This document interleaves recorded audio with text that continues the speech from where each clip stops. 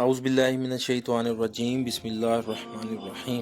شروع اللہ کے نام سے جو بڑا مہربان اور نہایت رحم فرمانے والا ہے۔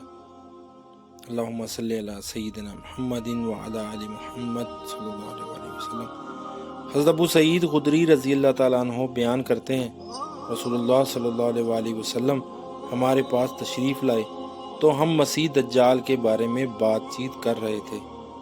آپ صلی اللہ علیہ وسلم نے فرمایا، کیا میں تمہیں اس چیز کے متعلق نہ بتاؤں جس کا مجھے تمہارے متعلق مسیح دجال سے بھی زیادہ اندیشہ ہے؟ ہم نے عرض کیا، اللہ کے رسول ضرور بتائیں۔